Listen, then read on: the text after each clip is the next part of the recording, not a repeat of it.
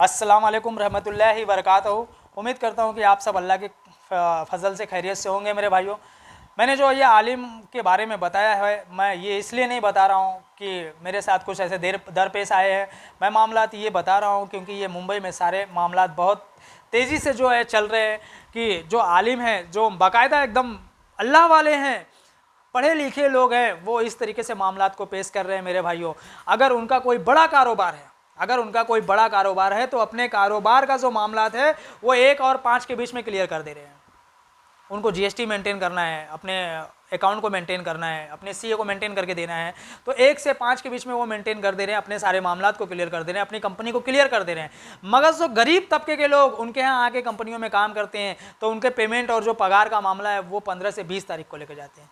मेरे भाइयों ये बता दीजिए ना, कौन सा गवर्नमेंट में लिखा हुआ है, कौन सा गवर्नमेंट ने कानून निकाला है कि जो गरीब तबके के लोग आपके पास काम कर रहे हैं उनका पगार आप 15 से 20 तारीख को देंगे? क्यों 15 से 20 तारीख तक देंगे भाई आप?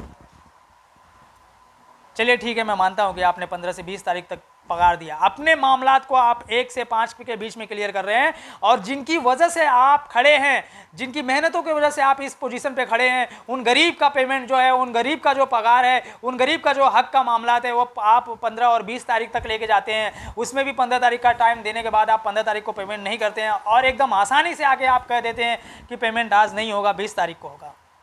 5 दिन लेट हो गया, सेठ ने डिले कर दिया। मेरे भाई, कभी उस गरीब के दिल से पूछा है आपने, जो अपने माँ बाप को, अपने भाई बहन को, अपने बीवी बच्चे को छोड़ के आपके पास आके जॉब कर रहा है?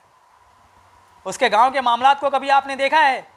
उसने अपने घर पे ये मैसेज कर दिया कि 15 तारीख को पेमेंट होगा, और उसके घर वालों ने राशन वालों को, पानी वालों को, किसी का लेन देन है, उसको सबको ये वक्त और ज़ुबान दे के रख दिया कि नहीं, 15 तारीख को पेमेंट मेरा बच्चा भेजेगा, मैं आपको दे दूंगा, मेरा शौहर 15 तारीख को पेमेंट भेजेगा, मैं दे दूंगा। और आपने 15 तारीख को पेमेंट नहीं दिया और आप 20 तारीख का टाइम बोल दिया, और उसके घर पे कितनी बेइज्जती होगी जो वहाँ से आया हुआ है, कितनी जिल्लतें और रुसवाइयाँ मिलेंगी।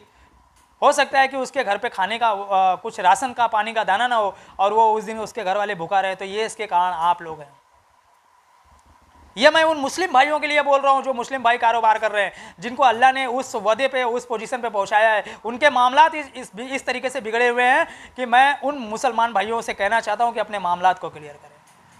जिनका हक का पगार है, हर का जो हक का पेमेंट है, उनका 5 तारीख तक ये पेमेंट उनको उनके खाते में, उनके अकाउंट में, या उनको कैश दे दिया जाना चाहिए, ताकि उनके जो मामलात है क्लियर हो जाए, उनके जहन जो है आपके प्रति वो क्लियर हो जाए कि नहीं, मुसलमान का जो मामलात होता है वो एकदम क्लियर होता है।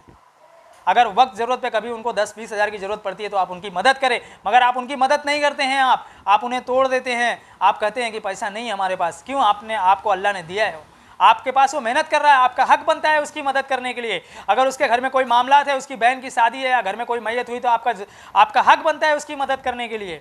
मेरे भाइयों, आप अपने हक को अदा करें मेरे भाइयों, हक पे आ जाए इंशाल्लाह। ये दौलत जितनी है, शौहरत, इज्जत है, सब यहीं रह जाएगा मेरे भाइयों। आखिरत का फिक्र करें। आज हमारे दिलों से आखिरत का फिक्र निकल चुका है मेरे भाइयों। दुनिया दुनिया दुनिया दुनिया दिलों के अंदर घर कर चुका है मेरे भाइयों। ये बातिल को हमेशा हमेशा के लिए ख़त्म करें मेरे भाइयों। ज़ाहिरी तौर पे अपनी ज़िंदगी में अमल करें। अस्सलाम वालेकुम रहमतुल्लाहि व बरकातुहू।